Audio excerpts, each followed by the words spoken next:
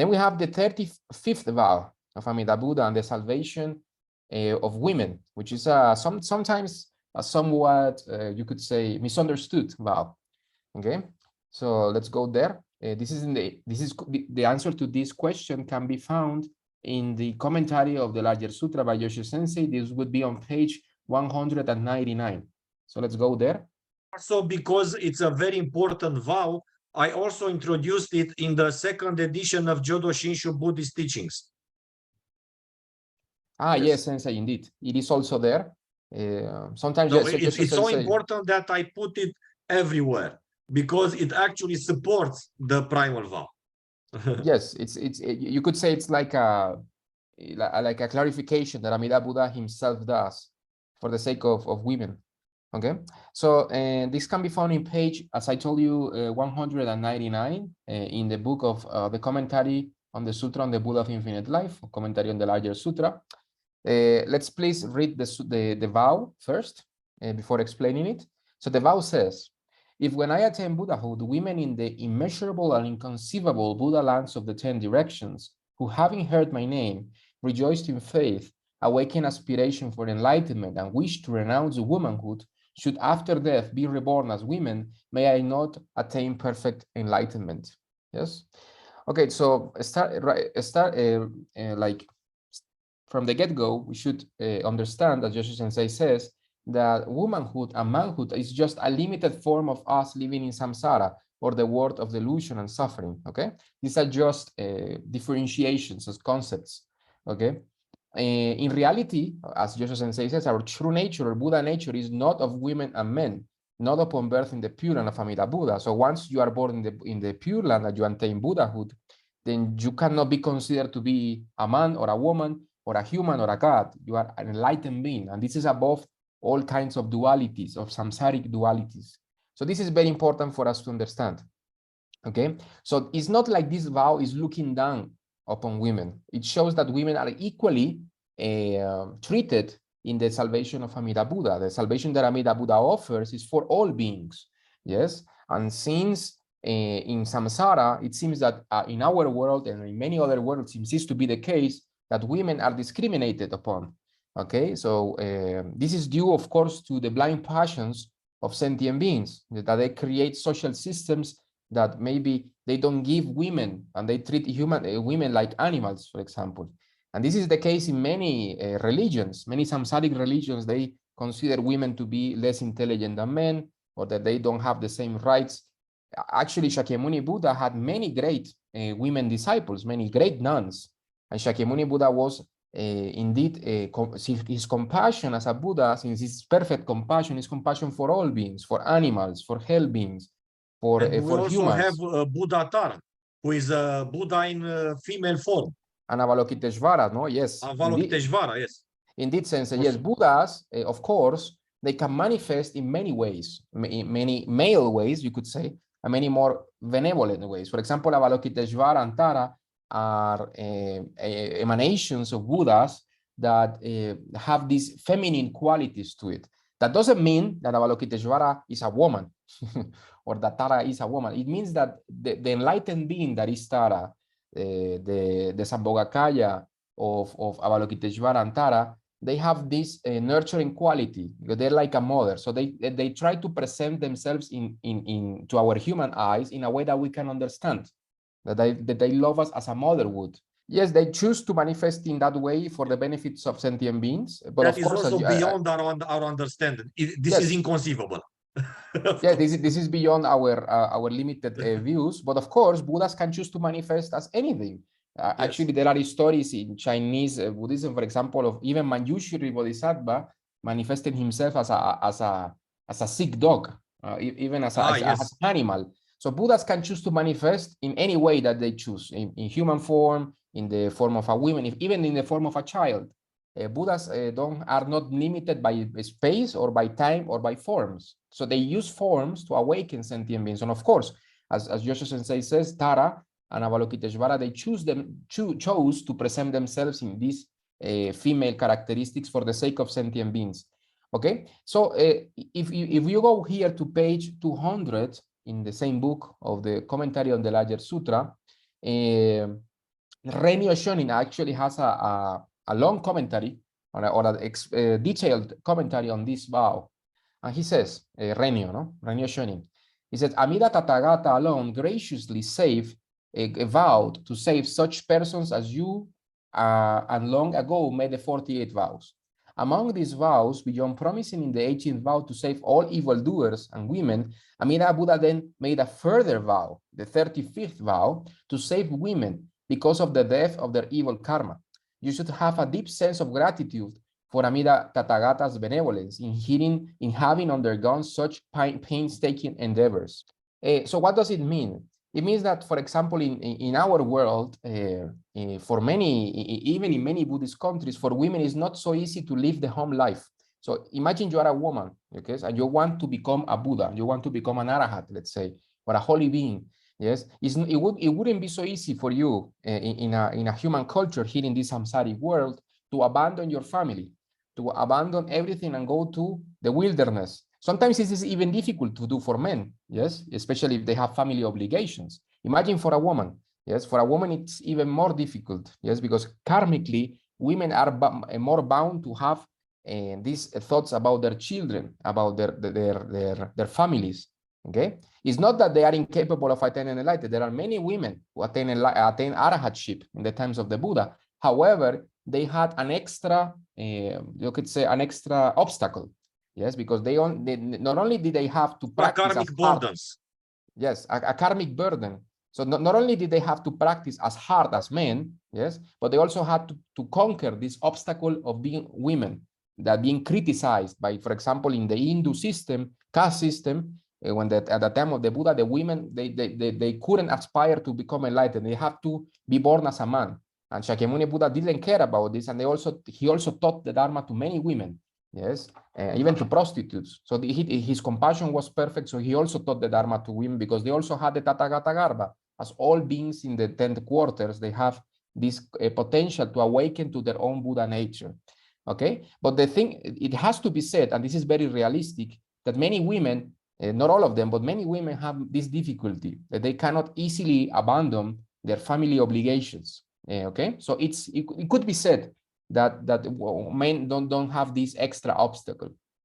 Okay, they have more attachment to marriage, to children, to anyway. Men and women have different types of obstacles, you know, and perhaps on a strict self-power path, it's more difficult for women to attain enlightenment. That's why many texts say that it's difficult for them to become Buddhas. That was a reference to more strict self-power practices. But if you go to the Vajrayana, then you see many women who attained in the past enlightenment. So that's a different type of practice. And more than that, on the Pure Land path, everybody, women or men, really doesn't matter. Our differences, our karmic burdens, that doesn't matter at all. While on a strict self-power practice, it's more difficult for women due to their having more attachment.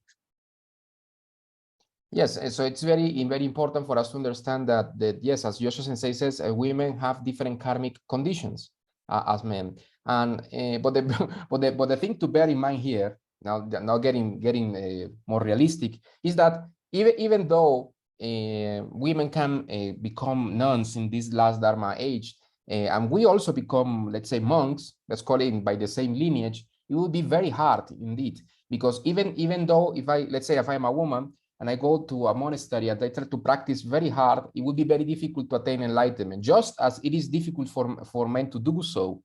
So the conclusion here is that we are equally in a bad situation here, because we all in this Dharma ending age have very evil karma, yes, and the karmic conditions are not ripe for attaining enlightenment in one single lifetime, as Shinran Shonin said in the Tanisho. It's almost ridiculous to think that in this last Dharma ending age, both men and women, human beings in general, can attain enlightenment. So in that way, we are on the same boat. Equally, men and women need the grace and the assistance of Amida Buddha's primal vow. So in that manner, Amida Buddha's compassion doesn't discriminate between men and women, between good and evil, between wise and foolish. So we are on the same boat here, okay? But he, Amida Buddha, made this vow especially to let know people that he is not discriminating women, because many false teachers in the past, they have become they discriminated against women, against the wishes of the Buddhas, and they said and they talked bad about women, and they said that you have to be born as a man and all of that, and this is against the body mind. Okay, so even nowadays, many nuns are discriminated against in various Buddhist countries, even now. Yes, they don't have the same status as the monks. And also in Tibetan Buddhism, I think, and also in Theravadan countries, and they are not treated with the same respect sometimes. That's not good, of course. Yes, we should look to all monks and nuns in the same way, like to mother and father and mother. Yes, spiritual parents. Yes, and actually the Buddhas, as Shakyamuni Buddha said in the Nirvana Sutra, Buddhas look at us in the same way because they're looking at the Tathagata in us, which is the same for all. Okay, so they are not... Also Padmasambhava, I think he said that to speak in matters of difference between men and women is stupid. He was also referring to, yes, to Buddha nature. Yes, but of course, as Joshu Sensei points out, this reveals that we live in a samsaric world with many samsaric political and social systems that, of course, are not in accordance with the Buddha Dharma. And these political and social systems have found their way into the Buddha Dharma, and they have influenced maybe how it is preached, the Buddha Dharma. But of course, one more thing I would like to add, if you allow me, please, Kosho. Even now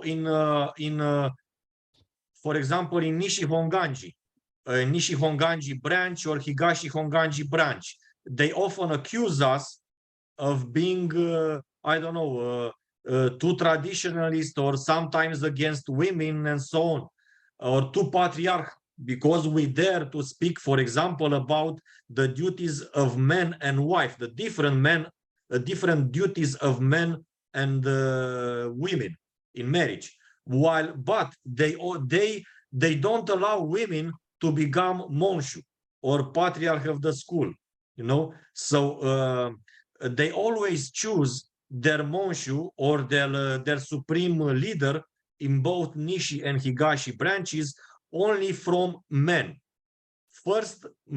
Firstborn men since Shinran can become a monshu or a patriarch of the branch, of those two branches, never a woman. So why? What is the basis for this doctrinal basis in Jodo Shinshu, where we are all equally foolish or equally full of bullshit and all equally saved only by Amida Buddha, and all equally can have the same wisdom of faith. Men and women can have the same wisdom of faith, which is not difficult like in esoteric branches, you know. So I think they are the ones who discriminate women, not us, when we talk about various duties of men and women in marriage. You know, yes, we at Amidaji say that men and women, if they prove skillful, and they prove they have faith, and they prove they have enough knowledge and skills, they can be leaders of Amidaji Sangha or leaders of various districts. We don't discriminate here. Yes. It's like here in the States, it's called virtue signaling. It's what the Catholic Church is now doing with women who want abortions and gays. They're saying, oh, they're fine, show compassion toward them. But in their laws, in their, their traditional, you can be excommunicated for having an abortion, or you can be universally condemned in the Catholic Church for being gay. It's the same in Nichi Hongwanji. It's virtue signaling. It's like, we don't really care if you practice the faith as it was meant to be practiced by the masters. We just need more members to bring their money. Yeah, that's what I see happening. You know, yes. We are against those who try to modify the Dharma or the Dharmic truths or the Dharma doctrines to excuse themselves or to accommodate various ideologies, worldly ideologies, you know. This is why we are against people who try to use temples to promote LGBT agendas. You know, we are against that because Shakyamuni Buddha talked about, when he talked about couples, he talked about men and women only. And he talked about the duties of men and women, which are different, very different. And we talk about this and we present this at Amidaji, which is, of course, Dharma teaching, but against various feminist or LGBT ideologies of today. And they accuse us of being discriminatory against women, while they don't allow women to become monshu or patriarch of their branches, you know. Yeah, yes, they have it all backwards, indeed, Sensei. And yes. actually, they pick and choose what they like according to, you know, but they will never change their system. They are actually the ones who discriminate women, not us. No. Yes, actually, according to the Amidaji constitution, as Yosho Sensei mentioned, a woman can replace Yosho Sensei, yeah, in the future. Of course, we are all replaceable at Amidaji. We are all replaceable. And this is what we are trying to do, to have a Sangha where we are a team. Amidaji is not about one person, one leader. Because if it was about one leader, when that leader goes away or dies or becomes crazy, then the Sangha dies. No, we will have many leaders, many priests, many teachers.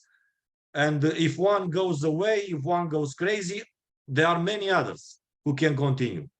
Women or men, doesn't matter, because in our case, on the primal vow path, we rely on the wisdom of faith. And women can have wisdom of faith just like men. And they can also have some organizatorical skills.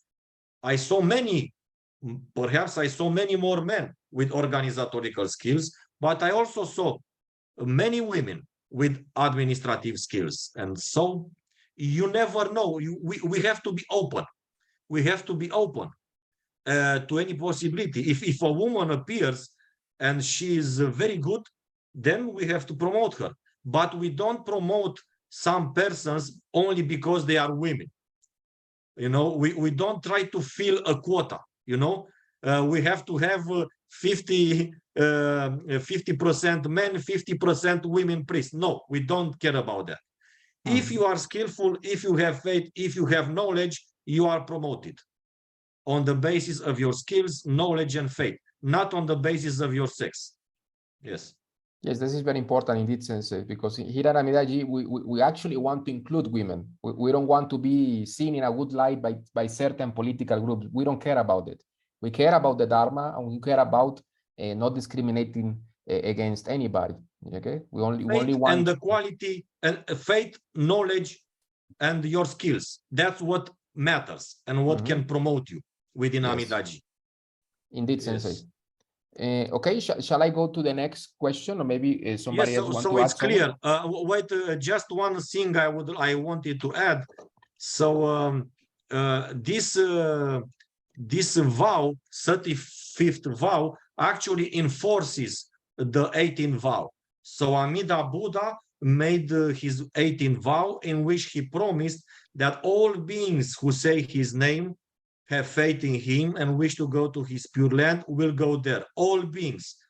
But because he wanted to be sure that we all got his message, that all beings are saved if they entrust to him, then he made another vow, the 35th vow, to enforce the primal vow. Just in case you guys, you sentient beings, didn't hear me well when I said all beings are saved, I will now make another vow, said Amida Buddha, in which I say all women are saved if they entrust to me. That's to enforce the primal vow. It's like a compliment against people who want to discriminate against Yes, women. As somehow usual. Amida Buddha knew that perhaps in the future there will be some people who will say, oh, women can't be saved. So he wanted to be sure that we got his message right.